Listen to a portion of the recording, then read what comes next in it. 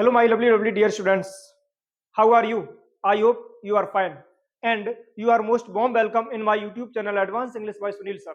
This is my 7th video of pronoun. याद रखना बेटा, ये मेरी प्रोनाउन की 7वीं वीडियो है।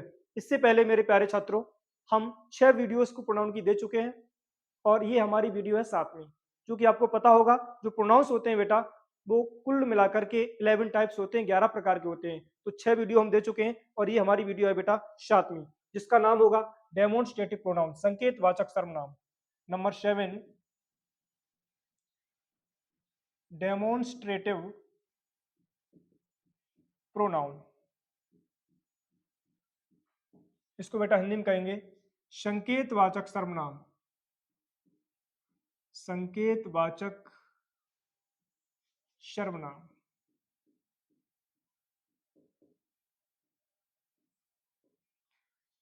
बहुत प्यार से समझेंगे बेटा।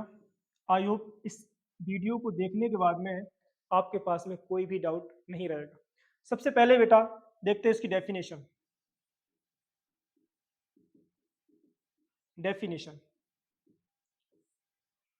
पहले तो हम देखते हैं कि डेमोन्स्ट्रेटिव प्रोनाउन को हिंदी में कहते हैं संकेतवाचक सर्वनाम।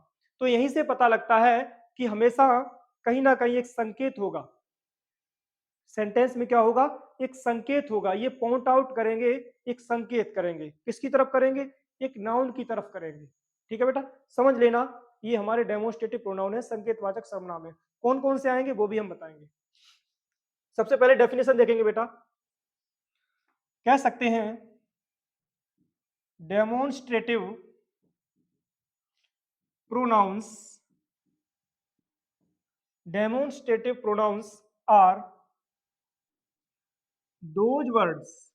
are those words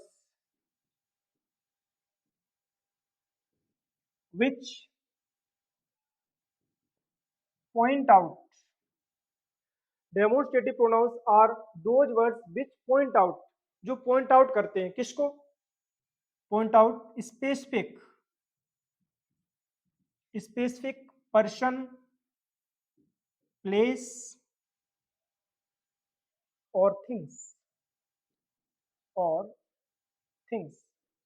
is called demonstrative pronouns। समझते हैं बेटा बहुत प्यार से। Demonstrative pronouns are those words, संकेतवाचक सर्वनाम वो शब्द होते हैं। कौन से?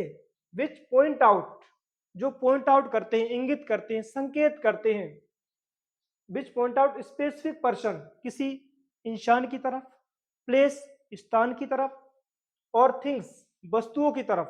इज कॉल्ड डेमोन्स्ट्रेटिव प्रोनाउंस, वही बेटा कहलाते हैं संकेतवाचक सर्वनाम। सिंपल सी डेफिनेशन है, जिन शब्दों से किसी नाउन की तरफ, और नाउन हमारा पर्सन भी हो सकता है, प्लेस भी हो सकता है, थिंग्स भी हो सकते हैं, तो जब भी किसी नाउन की तरफ संकेत किया जाएगा वही होंगे हमारे डेमोन्स्ट्रेटिव प्रोनाउन, संकेतवाचक सर्वनाम। देखते हैं बेटा एग्जांपल्स इसमें कौन कौन से आ सकते हैं। दिस, दैट, दीज और दोज एटसेट्रा। ठीक है, सच 1 भी होते हैं लेकिन आप केवल 4 पे फोकस करो। Demonstrative pronouns are those words which point out specific person, place और things is called demonstrative pronouns. संकेतवाचक सर्वनाम वो सर्वनाम होते हैं जिनके लिए हम इशारा करते हैं, मतलब कि जिसकी तरफ इशारा किया जाएगा वही कहलाएंगे डेमोन्स्ट्रेटिव प्रोनाउन, संकेतवाचक सर्वनाम। इसमें 4 प्रोनाउंस होते हैं। कौन कौन से? This, that, these, those. This means ये है, दैट मीन्स वो है, दीज मीन्स ये, दोज मीन्स वो। और याद रखना बेटा ये एडजेक्टिव भी होते हैं, डेमोन्स्ट्रेटिव एडजेक्टिव भी। याद रखना जब भी इनका प्रयोग हेल्पिंग वर्ब से पहले किया जाएगा, समझ लेना ये होंगे आपके डेमोन्स्ट्रेटिव प्रोनाउन। और जब भी इनका प्रयोग किसी नाउन के पहले किया जाएगा, समझ लेना बेटा ये होंगे हमारे डेमोन्स्ट्रेटिव एडजेक्टिव, संकेतवाचक सर्वनाम। ठीक है, डेमोन्स्ट्रेटिव एडजेक्टिव मतलब संकेतवाचक विशेषण। कहने का मतलब जब भी इनका प्रयोग हेल्पिंग वर्ब्स यानी कि सहायक क्रिया के पहले होगा तो कहलाएंगे आपके डेमोन्स्ट्रेटिव प्रोनाउन, मतलब संकेतवाचक सर्वनाम। और जब भी इनका प्रयोग किसी नाउन से पहले होगा तो ये कहलाएंगे डेमोन्स्ट्रेटिव एडजेक्टिव, संकेतवाचक विशेषण। ठीक है, देखते हैं एग्जांपल समझते हैं। सबसे पहले एग्जांपल लिया हमने नंबर 1, दिस। आपको पता होगा बेटा दिस मीन्स क्या होता है, यह। इसको कैसे लिख सकते हैं, this is used for one person place और thing. This is used for one person place और थिंग। दिस का प्रयोग एक व्यक्ति, वस्तु और स्थान के लिए किया जाता है, पर्सन प्लेस और things, but near by, this is used for one person place और things but near by. This का प्रयोग किसी एक व्यक्ति, वस्तु और स्थान के लिए किया जाएगा लेकिन पास के लिए। ठीक है, एग्जाम्पल देखेंगे इसका। एग्जाम्पल जैसे मैंने कहा this is my pen, this is my pen. तो दिस बेटा क्या हो जाएगा, आपका संकेतवाचक सर्वनाम। यहाँ पे जो दिस है वो एक है, सिंगुलर है, लेकिन पास में है, क्योंकि ये डेफिनेशन इसकी क्या कहती है, this is used for one person place और thing but near by. This का प्रयोग एक व्यक्ति, वस्तु, स्थान के लिए होगा लेकिन पास के लिए होगा। कैसे, दिस इज माई पेन, मैंने कहा ये मेरी पेन है, कहने का मतलब पेन हमारी एक होगी, सिंगुलर होगी, लेकिन पास में होगी, तो क्या हो जाएगा, दिस का प्रयोग। दूसरा एग्जांपल मैंने लिया, जैसे मैंने कहा this is my book, this is my book, ये मेरी किताब है। किताब एक है, पास में है, जब किताब एक है तो सिंगुलर है, पास में है, किसका प्रयोग करेंगे, दिस का। कह भी रहा है this is used for one person place और थिंग, दिस का प्रयोग एक व्यक्ति, वस्तु, स्थान के लिए किया जाएगा, लेकिन जब वो होगा पास में तब।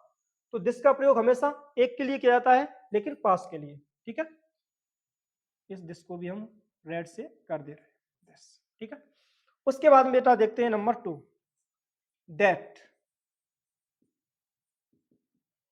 दैट मीन्स क्या होता है बेटा, वह। इसको देखते हैं, कह सकते हैं that is used for, that is used for one person comma place और thing, that is used for one person place और thing but further away, further away. बहुत गौर से समझेंगे बेटा, that is used for one person place और thing but further away. That का प्रयोग एक व्यक्ति, एक वस्तु, एक स्थान के लिए हमेशा होगा लेकिन दूर के लिए। इसमें दिस का प्रयोग कहां था, एक के लिए था लेकिन पास के लिए। दैट का प्रयोग एक के लिए होगा लेकिन दूर के लिए होगा। जैसे एग्जांपल से समझते हैं बेटा, जैसे मैंने कहा दैट इज रोहन्स हाउस, लेकिन हाउस कहेंगे तो किराए का घर हो जाएगा, अगर रोहन का है तो वो खुद का ही होगा, तो क्या करेंगे, होम का प्रयोग। इसमें भी बेटा डिफरेंट होता है, हाउस जो होता है वो किराए का घर होता है, होम खुद का होता है। ठीक है, जब रोहन का घर है तो वो उसका खुद का घर है, जब खुद का घर है तो क्या करेंगे, होम का प्रयोग। दैट इज रोहन्स हाउस या होम। ठीक है, बेसिकली होम का प्रयोग करेंगे तो ज्यादा प्रॉपर रहेगा। दैट इज रोहन्स होम, वो रोहन का घर है, तो रोहन का घर कहाँ है, वो हमने दूर से कहा दैट इज रोहन्स होम, वो रोहन का घर है, तो रोहन का घर कहाँ है, थोड़ा दूर है, एक है, किसका प्रयोग करेंगे, दैट का। दूसरा एग्जांपल जैसे मैंने लिया that is Ram's sister, that is Ram's sister, वो राम की बहन है। हमने कैसे कहा? वो राम की बहन है। तो राम की बहन कहाँ है? थोड़ी दूर है, क्योंकि हमने ये नहीं कहा ये राम की बहन है, ये कहा वो राम की बहन है। तो राम की बहन एक है, दूर है। किसका प्रयोग करेंगे? दैट का। याद रखना, दैट का प्रयोग एक के लिए होता है लेकिन दूर के लिए।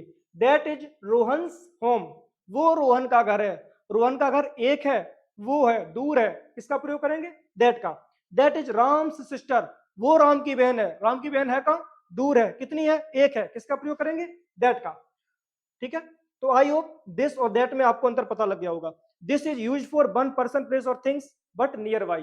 जिसका प्रयोग एक व्यक्ति वस्तु स्थान के लिए होता है लेकिन पास के लिए। वही that is use for one person place और थिंग्स बट फर्दर अवे।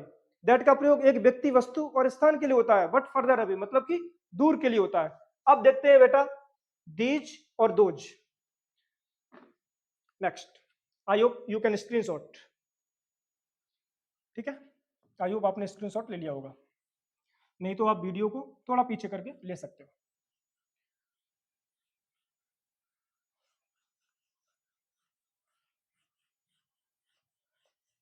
अब बेटा डालेंगे नंबर 3, दीज। दिस दैट हो गया है। अब दीज का प्रयोग नंबर 3, दीज। बेटा दीज मीन्स होता है ये, जब कोई चीजें बहुत सारी होंगी बट पास में होंगी। किसका प्रयोग करेंगे? दीज का। लिख सकते हैं these is used for more then. These is used for more than one person comma place और थिंग्स। समझो, these is used for, these का प्रयोग किया था किसके लिए? मोर देन वन पर्सन प्लेस और थिंग्स। एक से अधिक व्यक्ति और वस्तुओं के लिए और स्थान के लिए। कहां करते हैं? एक से अधिक जब व्यक्ति होंगी, वस्तु होंगी, स्थान होंगे, उसके लिए। But near by, near by, ठीक है, पास के लिए। ठीक है, जब वो चीजें पास में होंगी, क्योंकि दूर होंगी तो फिर दोज का प्रयोग होगा, इसीलिए these is use for more than one person place और things but near by.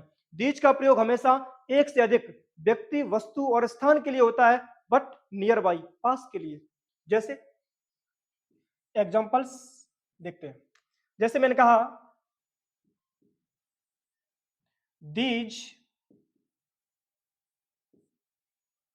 These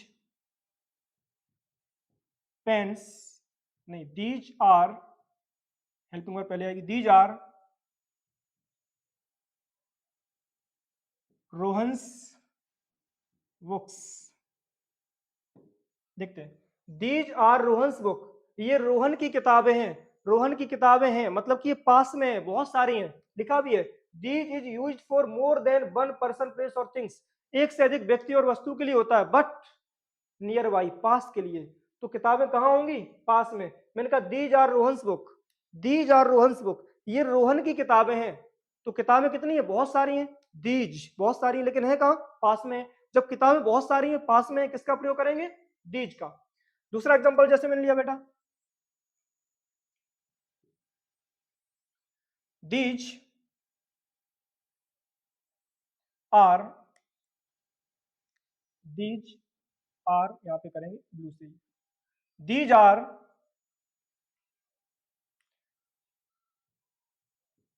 many tigers.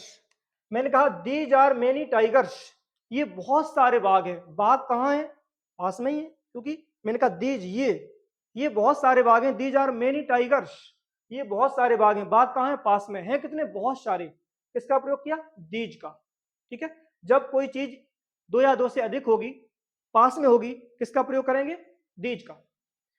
उसके बाद में देखते हैं बेटा नंबर 4, दोज। दोज मीन्स होता है बेटा वो, दूर के लिए हमेशा यूज करते हैं। लिख सकते हैं those is used for more than one person comma place comma things but further away, further away. देखते हैं बेटा, लिखा है those are used for more than one person place और things but further away. Those का प्रयोग हमेशा एक से अधिक व्यक्ति, वस्तु या स्थान के लिए होता है, बट फर्दर अवे कब? जब वो दूर हो तब। जैसे एग्जांपल मैंने लिखा बेटा, मैंने कहा दोज आर स्कूल्स, वो स्कूल है। हमने दूर से कहा दोज आर स्कूल्स, वो स्कूल है। स्कूल कहाँ है? थोड़े दूर हैं। कितने हैं? बहुत सारे हैं। किसका यूज किया? दोज का। दूसरा जैसे मैंने एग्जांपल लिया बेटा, those those are those are gentleman, those are gentleman, वो भद्र पुरुष हैं, वो भद्र पुरुष हैं, मतलब अच्छे इंसान हैं। है कहाँ? दूर हैं। दोज का प्रयोग किया, वो हम इशारा कर रहे हैं दोज। और है कितने? बहुत सारे हैं। तो कहने का मतलब दोज का प्रयोग हमेशा दो या दो से अधिक के लिए किया जाता है, लेकिन दूर के लिए किया जाता है। ठीक है, और इनका प्रयोग हमेशा संकेत के लिए ही होता है, मतलब इशारा के लिए होता है। तो ये कितने होते हैं बेटा? ये चार होते हैं, दिस दैट दीज दोज। एक बार फिर समझते हैं, दिस का प्रयोग कहाँ करते हैं? This is used for one person place और थिंग बट नियर बाई। जिसका प्रयोग एक व्यक्ति, वस्तु और स्थान के लिए होता है, लेकिन पास के लिए। फिर दैट देखते हैं, that is used for one person place और thing but further away. That का प्रयोग एक व्यक्ति, वस्तु और स्थान के लिए होता है, लेकिन दूर के लिए होता है। उसके बाद these, these is used for more than one person place और things but near by. These का प्रयोग एक से अधिक व्यक्ति और वस्तु तथा इंसान के लिए होता है, लेकिन पास के लिए। फिर आता नंबर 4, दोज का प्रयोग। Those is used for more than one person place और things but further away. Those का प्रयोग एक से अधिक व्यक्ति, वस्तु और स्थान के लिए होता है, लेकिन फर्दर अवे मतलब कि दूर के लिए होता है। तो कहने का मतलब ये चार ही केवल डेमोन्स्ट्रेटिव प्रोनाउंस है, this that these those. This means ये है, दैट मीन्स वो है, दीज मीन्स ये, दोज मीन्स वो। याद रखना, दिस और दैट सिंगुलर में होंगे, दीज और दोज प्लूरल में होंगे। लेकिन दिस दैट पास, दिस पास के लिए, दैट दूर के लिए, लेकिन एक एक। दीज और दोज, दिस दीज पास के लिए, दोज दूर के लिए, लेकिन दीज का प्रयोग बहुत सारे के लिए होगा और दोज का प्रयोग भी बहुत सारे के लिए होगा। कहने का मतलब दिस और दैट सिंगुलर होंगे दूर और पास के लिए, दीज और दोज ये दोनों प्लूरल है दूर और पास के लिए। कहने का मतलब दिस पास के लिए है, दैट दूर के लिए, लेकिन सिंगुलर सिंगुलर। दीज पास के लिए है, दोज दूर के लिए, लेकिन दीज प्लूरल है, दोज भी प्लूरल है। तो दिस दैट दोनों सिंगुलर, दीज दोज दोनों प्लूरल। ठीक है, दिस का प्रयोग पास के लिए, दैट का प्रयोग दूर के लिए, दीज का प्रयोग पास के लिए, दोज का प्रयोग दूर के लिए। तो यही आपके चार डेमोन्स्ट्रेटिव प्रोनाउंस थे बेटा।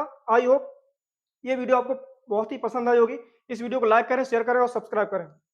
आपके लिए एक छोटा सा मोटिवेशन है, परिंदों को मंजिल मिलेगी यकीनन, परिंदों को मंजिल मिलेगी यकीनन, ये खुले हुए उनके पंख बोलते हैं। परिंदों को मंजिल मिलेगी यकीनन, ये खुले हुए उनके पंख बोलते हैं। और वो लोग अक्सर रहते हैं खामोश जिंदगी में, जिनके हुनर बोलते हैं। चलते हैं, मिलते हैं नेक्स्ट वीडियो में। तब तक के लिए take care. Thanks for watching my video.